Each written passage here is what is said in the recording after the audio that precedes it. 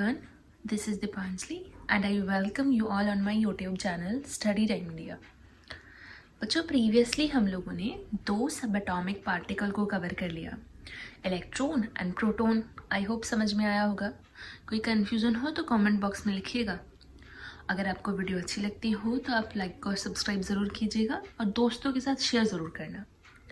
शुरू करते हैं आज का थर्ड और लास्ट सब atomic particle, that is neutron. अब न्यूट्रॉन हमने पहले डिस्कस कर लिया, न्यूट्रल होता है यानी कोई चार्ज नहीं होता। लेकिन साइंटिस्ट को कैसे पता चला कि न्यूट्रॉन भी है कुछ चीज़, यानी कैसे स्टार्टिंग हुई थी इसकी डिस्कवरी की। जैसे हम लोगों ने बताया कि एटम जो होता है वो न्यूट्रल होता है, उसमें जितने प्रोटॉन होते हैं उतने ही इलेक्ट्रॉन होते हैं। इलेक्ट्रॉन नेगेटिव चार्ज वाले, प्रोटॉन पॉजिटिव चार्ज वाले, दोनों एक दूसरे को कैंसिल आउट कर देते हैं और न्यूट्रल एटम बन जाता है। ठीक है, बात खत्म हो गई थी, सब कुछ प्रूव हो गया था। अब आई बात मास की। ठीक है, यानी एटम्स का मास कैलकुलेट किया गया। तो बेसिकली जो होता है मास, हमने इलेक्ट्रॉन को तो नेग्लेक्ट कर ही दिया था ना, यानी इलेक्ट्रॉन तो बहुत ही कम मास वाले होते हैं, तो उनका मास तो लिया ही नहीं। बस प्रोटॉन के मास के आधार पर ही बोल दिया गया कि ये होता है एटम का मास। ठीक है, एग्जाम्पल में लेते हैं जैसे कार्बन। कार्बन का जो होता है उसमें 6 तो होते हैं प्रोटॉन, 6 होते हैं इलेक्ट्रॉन।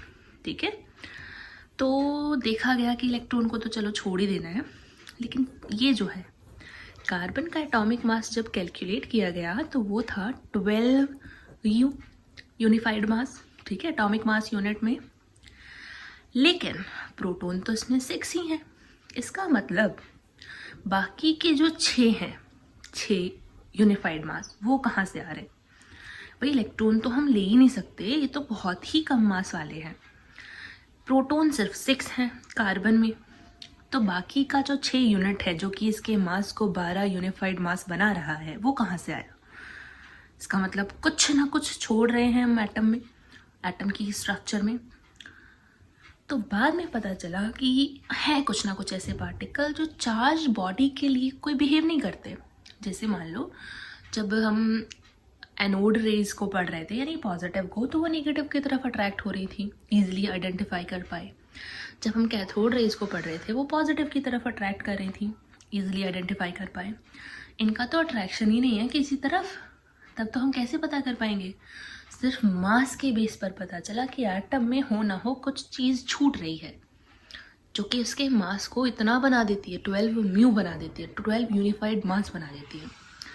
तब 1932 में, देखो बहुत लंबा पीरियड है उसके बाद, तो 1932 में जेम्स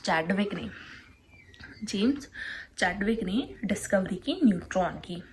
ठीक है, तो उन्होंने न्यूट्रॉन न्यूक्लियस में ही होता है, ठीक है, जैसे प्रोटॉन होगा वैसे ही, पर इन पर कोई चार्ज नहीं होता। तो हाइड्रोजन में न्यूट्रॉन नहीं होता, बाकी जितने भी है सब में होता है, क्योंकि हाइड्रोजन जो होता है ना उसमें एक ही प्रोटॉन होता है और एक ही इलेक्ट्रॉन होता है, without any nucleus, without any neutron. ठीक है, कैरेक्टरिस्टिक की बात कर लेते हैं, बहुत छोटा टॉपिक है। तो मास होता है equal to the mass of proton. अगर हम रिलेटिव निकालें तो प्रोटॉन के मास के बराबर ही होता है, एक यूनिफाइड। हालांकि किसी किसी केस में ना थोड़ा सा ज़्यादा भी आ जाता है न्यूट्रॉन का मास प्रोटॉन से कंपेयर करने पर।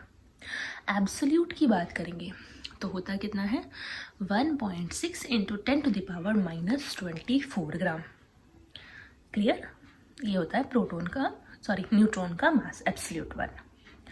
Charge, you can also tell this कि चार्ज तो होता ही नहीं है, न्यूट्रल होता है। ठीक है, तो ये तो था न्यूट्रॉन के बारे में। तीनों सब एटॉमिक पार्टिकल हमने डिस्कस कर लिए हैं एट योर लेवल। ठीक है, 9th क्लास के लेवल पर जितना भी था आप लोगों को पूरा हमने बता दिया।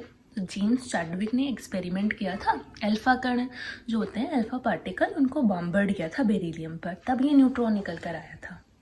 तो उसमें कोई डिस्चार्ज ट्यूब की ज़रूरत नहीं पड़ी थी, तो वो आप हाई क्लासेस में पढ़ लेंगे पूरा एक्सपेरिमेंट। यहाँ पर आप लोगों ने देखा कि दिमाग में कैसे आया था न्यूट्रॉन है और उन पर चार्ज कितना है। चार्ज तो है ही नहीं, मास कितना है, ठीक है, आई होप क्लियर हो गए होंगे तीनों सब एटॉमिक पार्टिकल।